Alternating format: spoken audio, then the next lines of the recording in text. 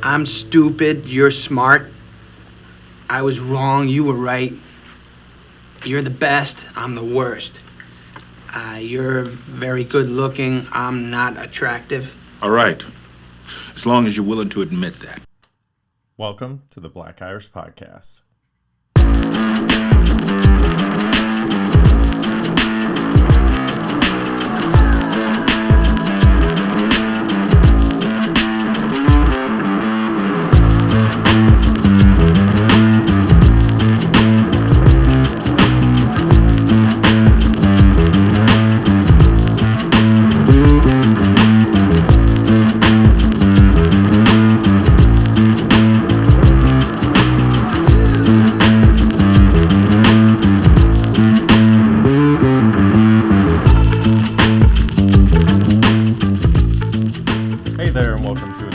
Of the Black Irish Podcast with myself, Brendan McCorkle. My PIB is MIA this week, so I'm going solo.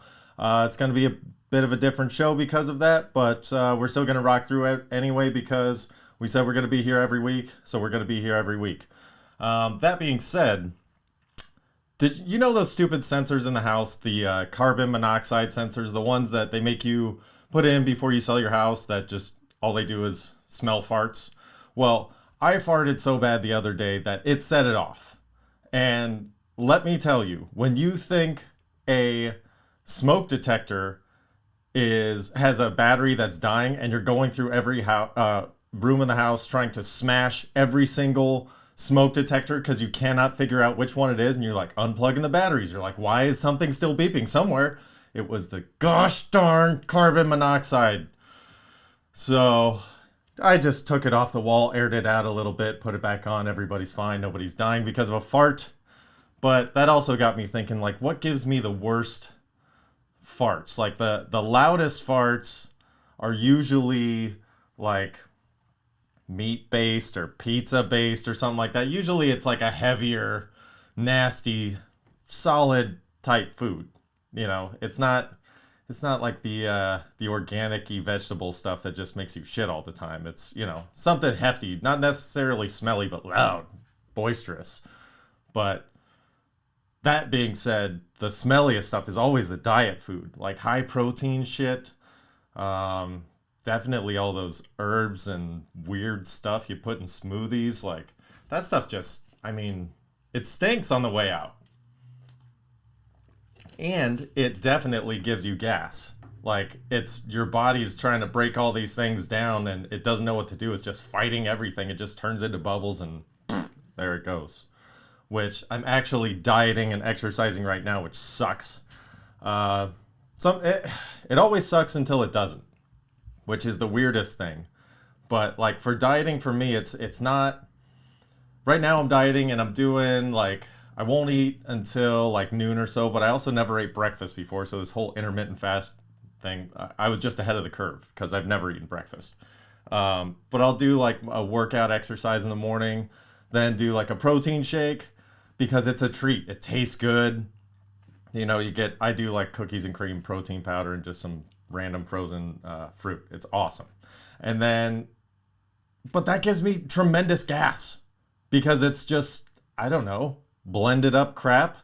So that, I don't know. Anyway, that's a whole nother story. But then the rest of it's like a high protein, low carb, blah, blah, blah, blah, blah. So I don't know. That's something where you kind of feel gross because the better quality food you eat, like, and the better it is for you, like your butt just smells so bad. I don't know why. So there's definitely a give and a take there. But I'm also doing all kinds of exercise shit. I'm starting to run a little bit, trying to do at least like a mile every couple of days or something like that. Nothing crazy, but you know, some days I'll push it, do 2 or 2.5 miles, something like that.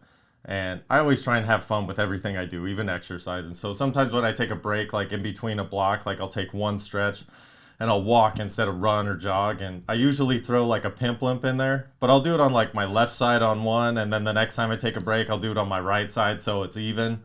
But I've definitely had some neighbors catch me here and there like, what the fuck is this guy doing walking down the street with a pimp limp just thinking he's cool as shit? But I'm just having fun while I'm walking, you know. I can walk however the fuck I want down my street.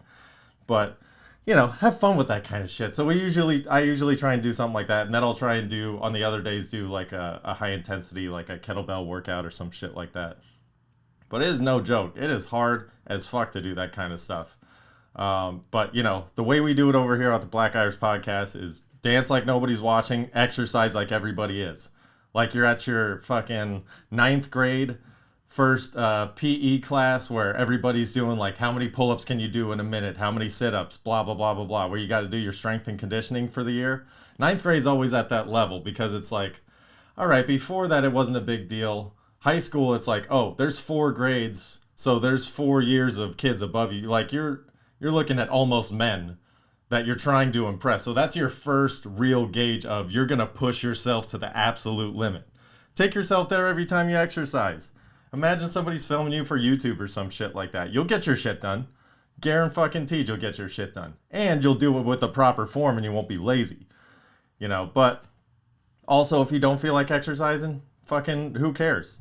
Just take that attitude into everything you do in life. Just do it when it's something hard or something that you have to work to get. Do it like everybody's watching. And you'll do a good job and then you'll know that you did a good job and you'll fucking continue to do that and then people will start watching. Mark my words, you get your shit together, people will notice.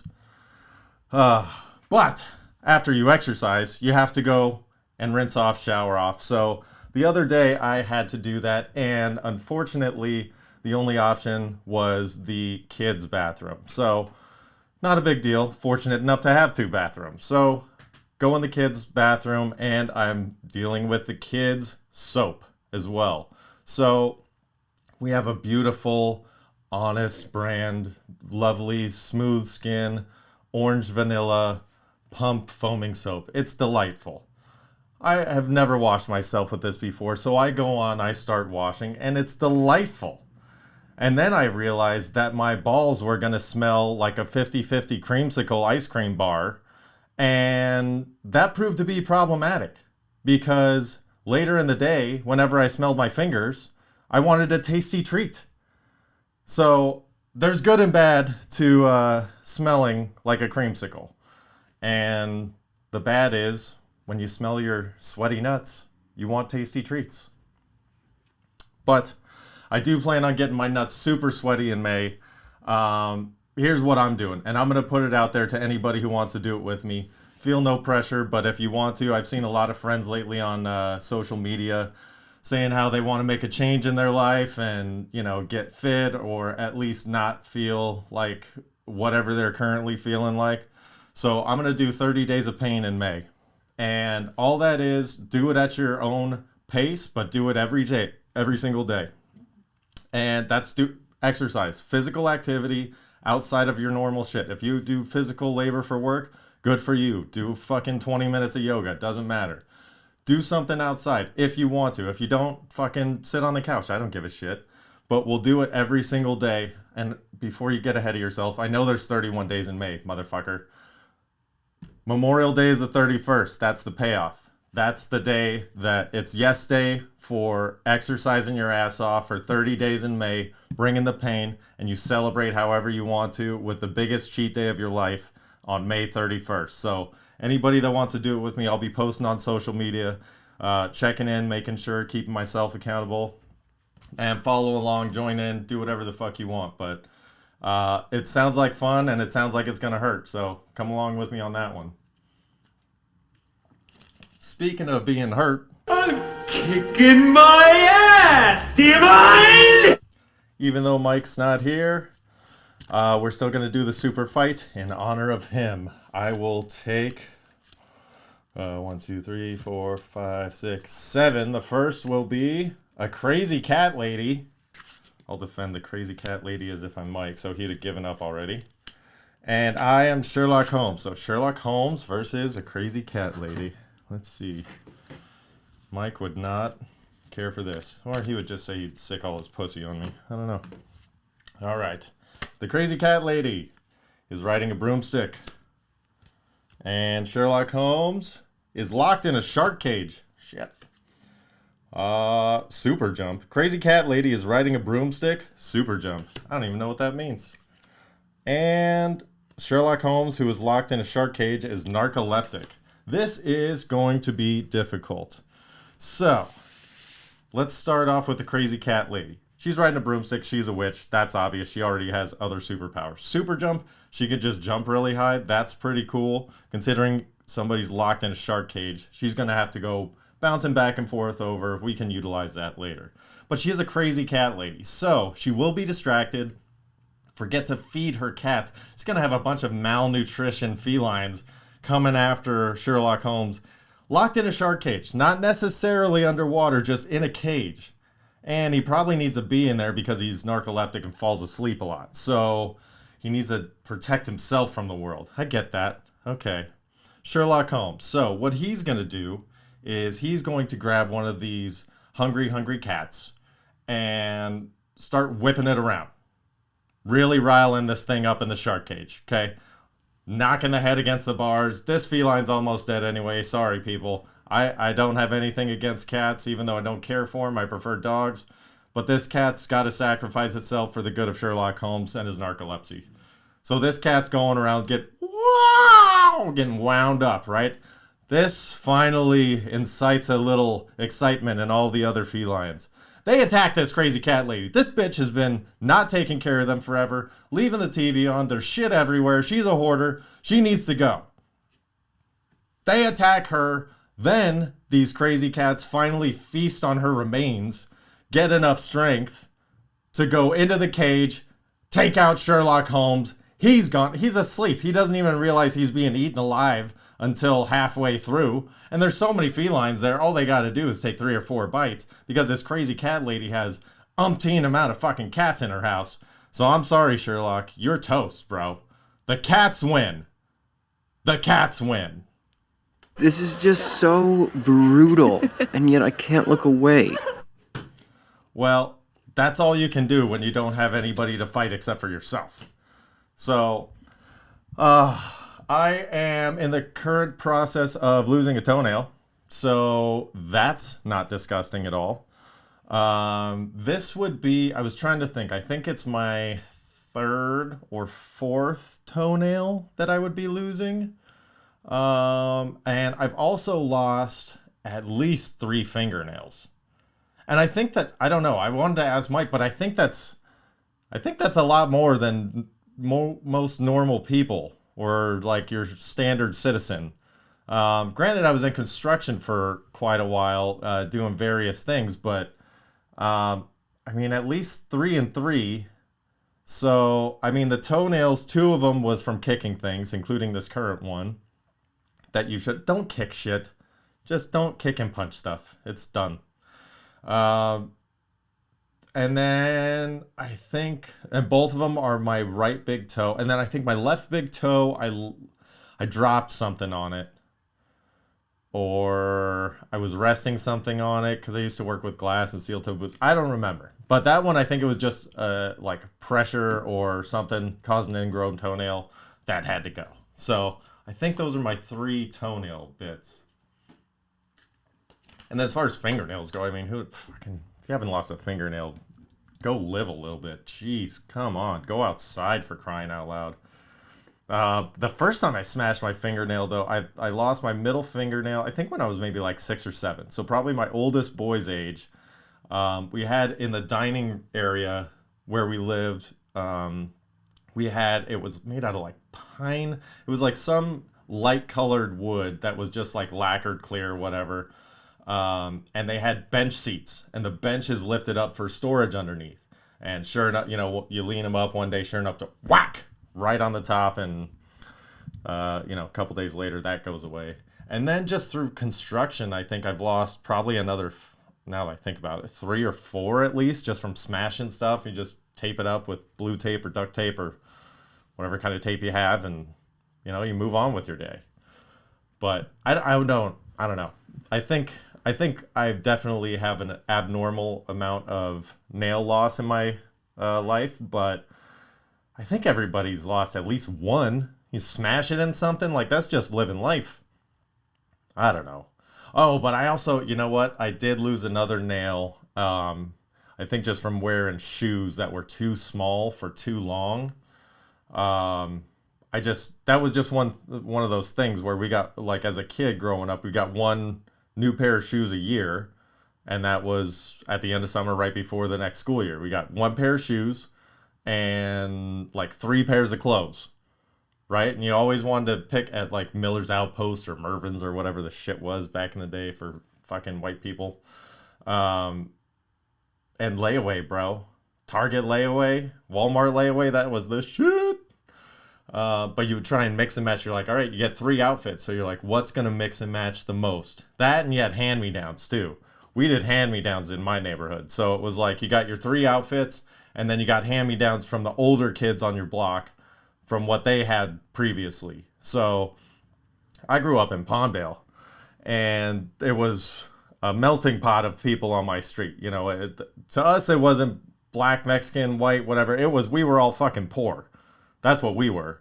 So we didn't care what kind of poor you were. We were just fucking poor.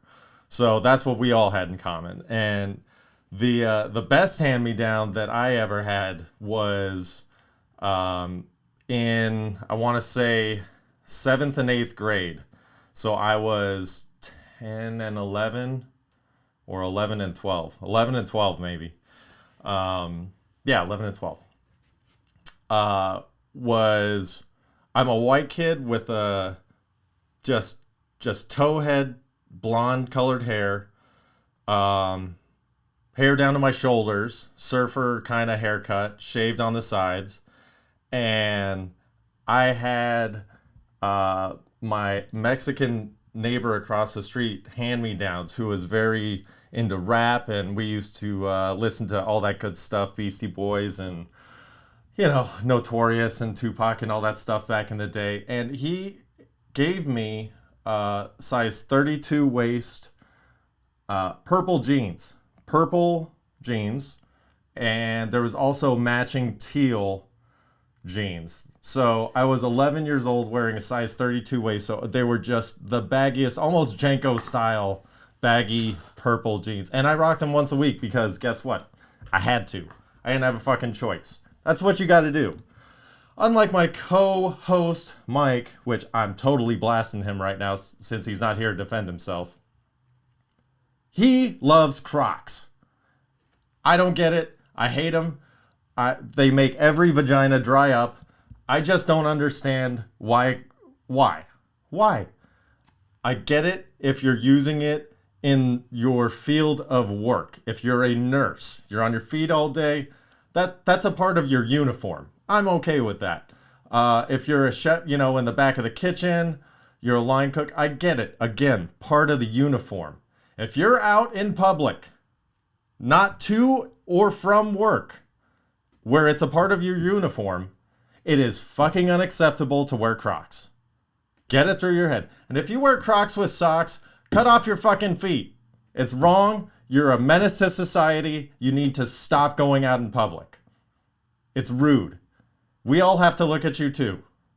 It's not nice. Get regular. I mean, go with the socks and slides. Go with the old school. It's okay. That is somewhat acceptable. Crocs are not. Nobody wants to see, like, wear sandals or don't. It's unacceptable, okay? Mediocrity is no longer acceptable here. We need to move forward. So, speaking of nothing, fucking DMX is riding dirty in the hospital right now. He had a heart attack from an OD not too long ago, a few days ago. And, you know, it fucking sucks. Obviously, that dude's been through a lot and, you know, ups and downs in his career and his life and his addictions and all that kind of shit. So nothing but the best for him, you know, and hoping for a recovery and hoping that he gets whatever he needs out of this experience and comes out on the other side for his family and all that kind of good shit. But, you know, overdosing, that's my wife worries about that kind of shit, but with like multivitamins. You know what I'm saying? Like, if I accidentally go to dump it out in my hand and like 2 come out instead of 1, And I take it. She's like, what are you doing? You're only supposed to take one of these. I'm like, yeah, but it's a multivitamin. Like, I have a little bit more vitamins today. I'm not doing it every day, and I'm not guzzling these things. It's not going to overload me with anything. It's fine. It's okay to overdose on multivitamins every now and again, people. But I was curious, like right now he's on life support, DMX is, and I was kind of curious as to what condition would you need to be in yourself, or what condition would I need to be in to where I'm like, hey, just pull the plug. I don't want anybody else to deal with this shit. I am on the very close end of like, hey, if I'm going to come out of this and it's not going to be like 80% normal, fucking pull the plug on me now. I'm good. I've lived a way longer than I expected. I intend to live much, much longer. But, you know, there were a couple close calls in my day. So I'm happy to be here. And, you know, I'm good to go. I don't want to live a life that's less than what I currently have or what I currently care about if I can't do it. If I'm going to be more of a burden than I'm going to be a joy, then fucking kick me out of here, man. Take me to the pearly gates. Let me fight for my right to party, you know? And that's another thing about heaven. You know, I know my boy Mike he wants to go in with all the grace and, you know, Lord willing, he will. I don't want to do that. Fuck that, man. I want to go in and have a debate. They have to be like, I want to barely slide in under the line where they're like, okay, I guess we'll let him in. You know, I'm not trying to be the first into heaven. Fuck that. I'm trying to be the last into heaven. You know what I'm saying? Like, enjoy it as much as you can. Get the whole enchilada, but that's a dangerous line to dance with. I understand that. But there is a great movie. It's so white, though. I think it was called Defending Your Life with Albert Brooks and Meryl Streep. Again, super white. But it was like Meryl Streep, that phony baloney, was going in and she's, you know, defending her life and she's saving cats from fires and all this crazy, you know, just she's skating in. Easy peasy. And Albert Brooks is defending his life like, all the times he was a shitbag. I want to be on the Albert Brooks side. Not saying I want to be him in the movie, but, you know, like, let me get in, but barely. That's all I'm saying. And then I also got to thinking about what if I was the one to be authorized to pull the plug on somebody, like, would I be able to do it? And again, this is more of a question for Mike because the answer for me is absolutely yes. Because I would want somebody to do it for me. And I think that, unfortunately, there are plenty of people in my family that trust me enough to go, hey, man, I want you to do it at this time. And I go, no problem. I got you. Because I know what it feels like. Like, I don't want to... I know the feeling already of the bullshit side of it that I fear. So if somebody else has that fear, I understand that feeling. I'll Kevorkian you. No fucking problem, man. I'll take you out. Any which way but loose. Oh, being taken out like my bracket. Holy Toledo, bro. This NCAA tourney was fun to watch. It was interesting in the beginning, and then it kind of lulled, and then it got exciting right at the end when you needed it to. I mean, let's start with the Final Four of the women with South Carolina and Stanford. Stanford, another last-minute victory. I mean, those women just figured out how to do it. And then Arizona shocks UConn. That was huge. And then in the championship game, Arizona versus Stanford, it was the last, like, minute of play. I was really, really rooting for Arizona until I couldn't. I was like, Stanford was giving the game away, and Arizona was just not smart with their possessions. And so Stanford ended up just taking it on. It just was a weird finish. Didn't care for it, but hey, congratulations to Stanford. You know, winning a tournament isn't easy.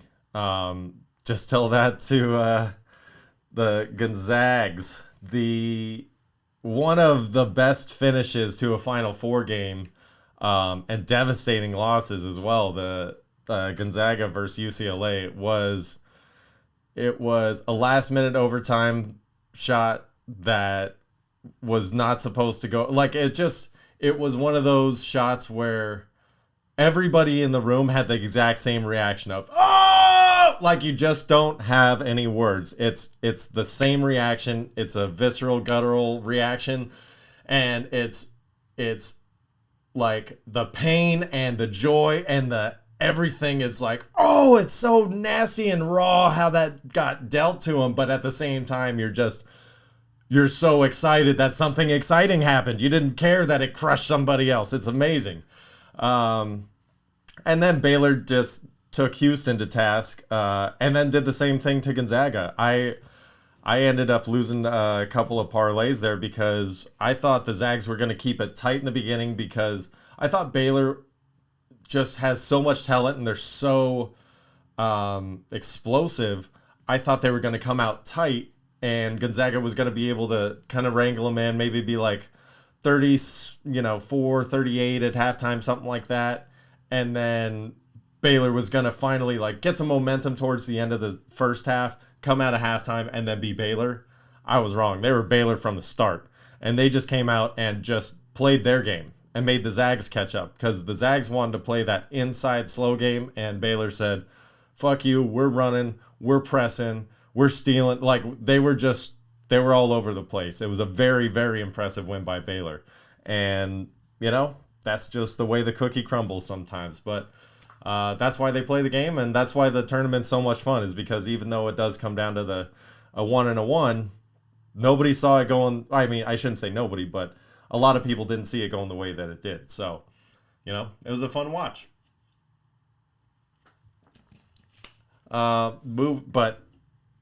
Moving into the next watch is going to be the Masters coming up here this week.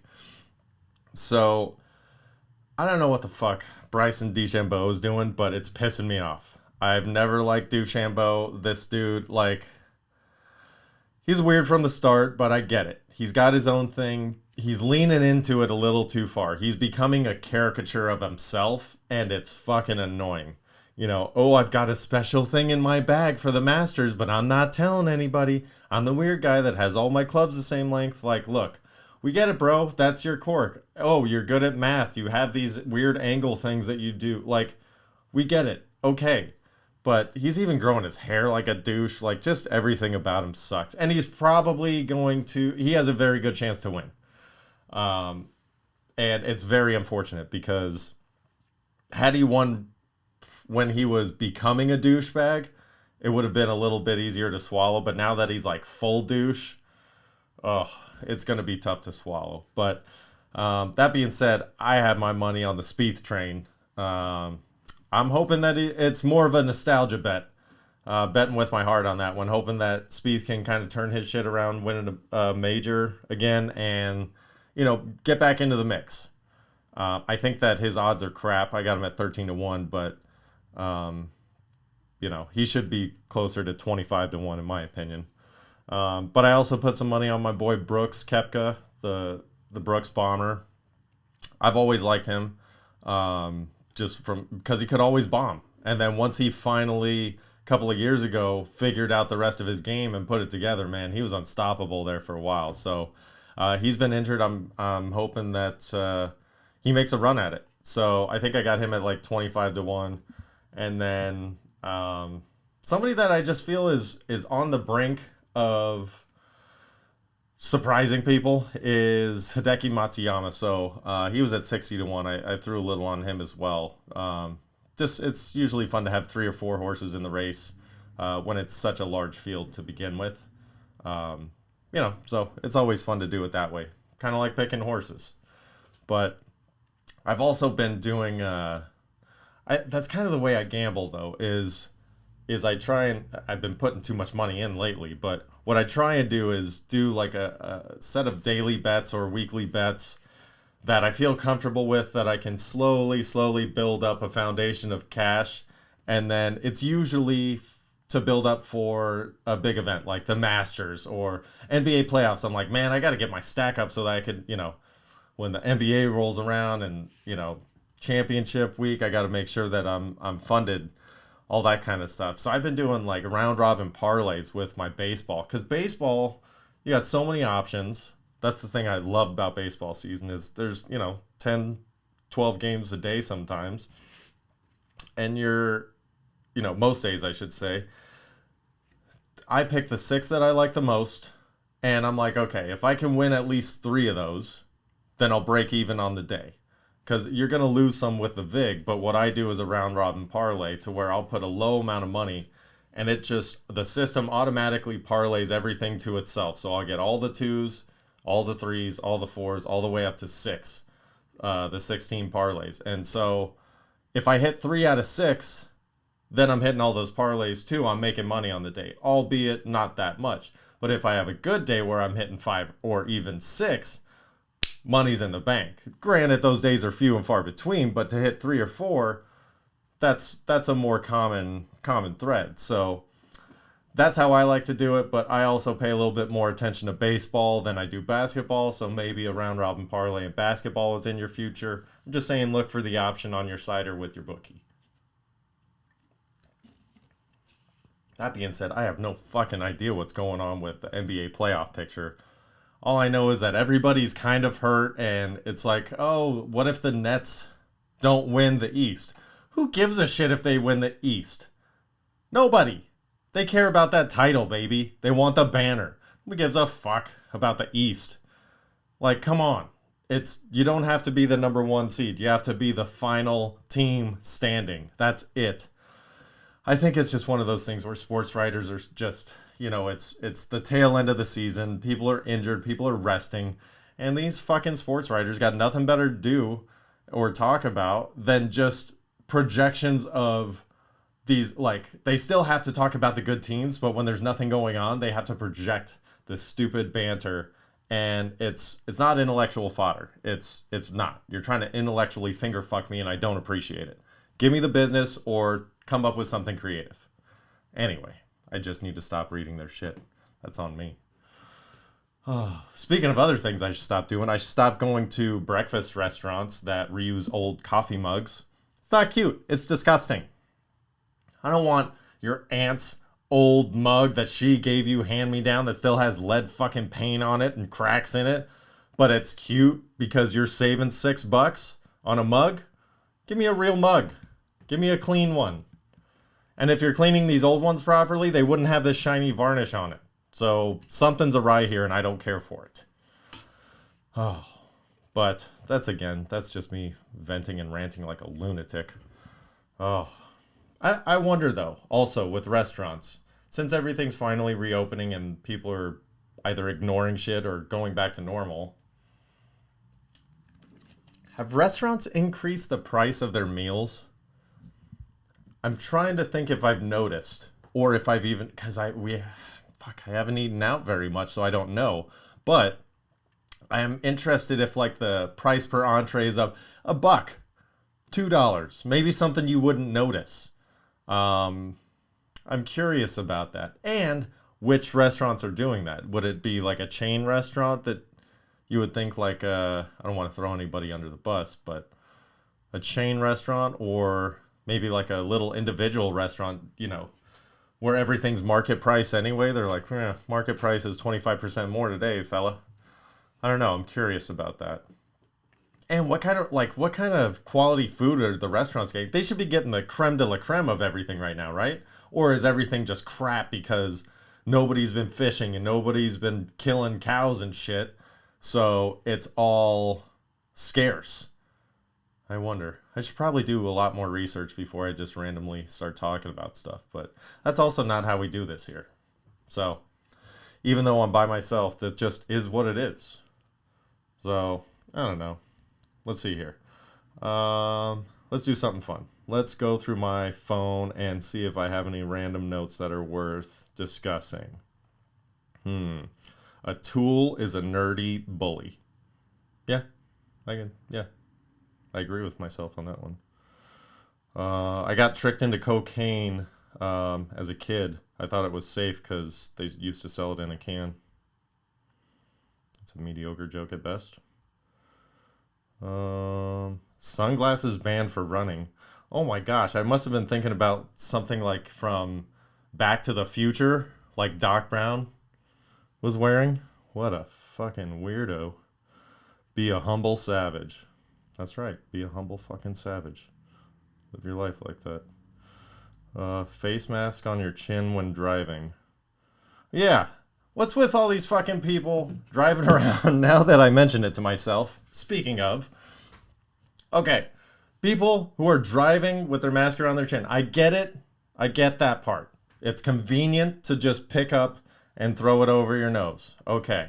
However, if you're one of those people that drives and your mouth opens when you turn, if you're one of those people, you can't wear your face mask like a chin strap because you look like you're missing the rest of the ensemble, which is a helmet.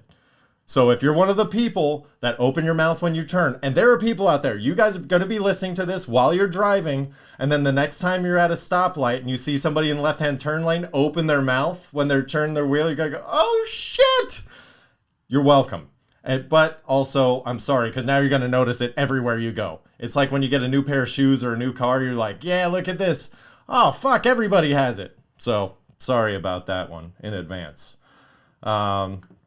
I have been starting to get excited about the new movies coming out. In Southern California, AMC just opened up all their theaters a couple weeks ago. It was amazing. By the way, I know I'm putting the cat out of the bag here, but it doesn't matter because if you're not sharing, then you're an asshole. Dude, AMC theaters, you can rent out the theater for like an older movie for $100. And you get the whole theater to yourself, up to 20 people. So if you and 4 friends were going to go to the movies, you could just have the whole fucking theater to yourself.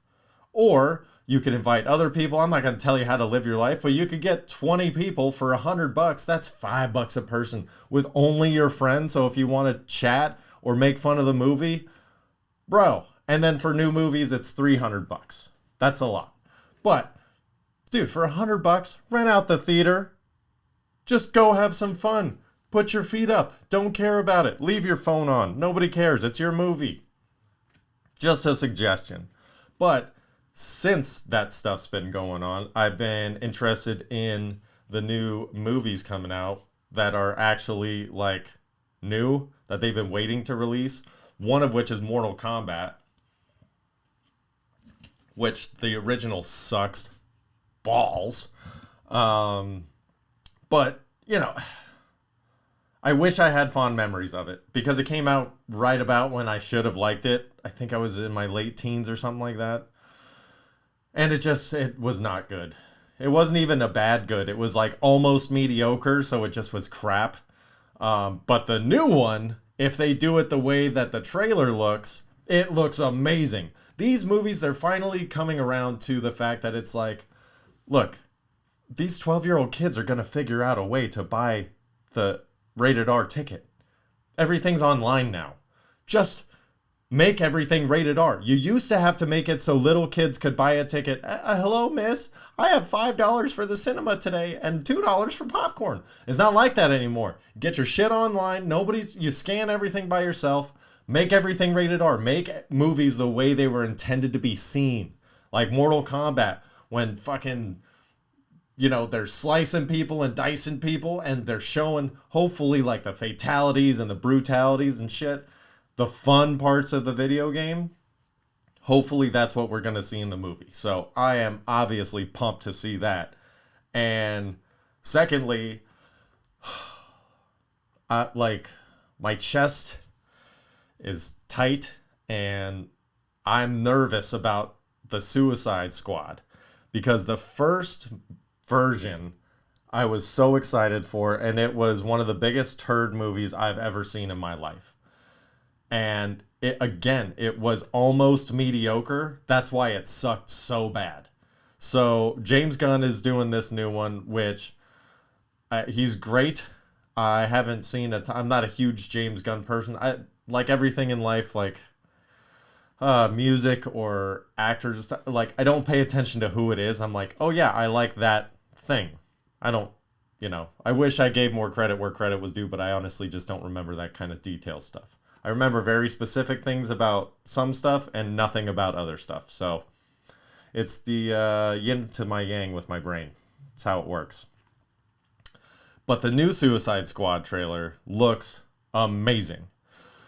So if they can, and it was widely known that, and since Suicide Squad was recently released, it was only, I don't know, a few years ago, and it got shit on so hard. Hopefully they're like, okay, it's not Mortal Kombat where they had time and it kind of like, okay, we're going to try and do it right. If it falls a little short, it's been so long. As long as it's better than the first one, it's like, okay.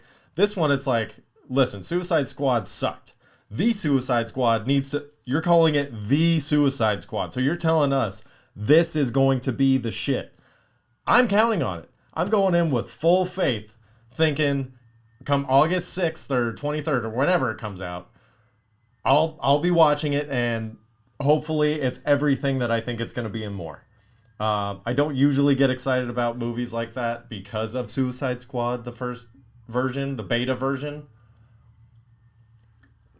But worst case scenario, Margot Robbie's Harley Quinn. So that's about it. That's all you need to know. So this week, with our playlist, we were listening to Jay-Z and Led Zeppelin. Just killer. I don't know. For me, it was. I love it. Again, all these playlists are shit that I love anyway, so I better fucking like it. This week, we're going with Big Daddy Kane and Millencolin. So if you don't like Big Daddy Kane or know who he is, just get with this shit. Download it. You need to educate yourself. Or re-educate yourself if it's been a while. Big Daddy Kane is a shit. And then Millencolin is like a Swedish punk band. They're big when I was in high school. I just love them. They go well with Big Daddy Kane. That's what we try and do. I try and do is get these playlists where they kind of a mix mash, but something that flows together. Fun fact about Millencolin, I've seen him in concert 3 times? 3? I don't know. Anything over 2, the number gets fuzzy on how many times, unless it's like 10. 8 or 10. That usually sticks. So this particular time, I think I saw him originally at the Henry Fonda in Hollywood. Then I saw him at the Knitting Factory. And then I think this particular time I saw him at the Palladium. Maybe this time was this time was a Henry Fonda. I went with my wife, my brother-in-law, and my roommate at the time, our roommate at the time. And we go to this show, having a great time. It's like the opening bands, it's like, I don't know, it's like there was a younger crowd there, like teens. We're like, all right, what the fuck, like kids trying to get wristbands for beer, standard punk show bullshit. So finally Millencolin comes on, and I'm a few beers deep. At standard, they come on, I rip off my shirt, I go in the mosh pit. So I'm there for the first 20-25 minutes, going. Then I realize that I'm kind of close to the stage here, so I start maneuvering my way to the corner of the stage, and they are adamant right when they get on stage. They say nobody's getting on stage, blah blah blah. They make a big deal of it. So instantly in my brain, I go, I got to get on that stage. So I start inching towards the stage after I'm taking my break after my first big run, 20-minute run. That's usually a good break time. Get some water, maybe grab a beer, something like that. And then you go back in for the final. You take a break right before the encore, finish it out strong. So I'm at my first break after 20 minutes. I'm moving towards the front of the stage, and there's a center section of general admission. There's aisles along either side of the general admission, and then there's tables and chairs on the other side of the aisle. So outside in is chairs, aisle, pit, general admission, standing room only. So I get up towards the front, and I'm about, I want to say, 10 feet away from the corner of the stage at the front left of the aisle. Now there's this drunk chick that keeps stumbling into the aisle, and security guard keeps taking 1 or 2 steps out to push it. Hey, stay out of the aisle. Stay out of the aisle. Egress, fire lane, blah, blah, blah. I don't even know math. Move.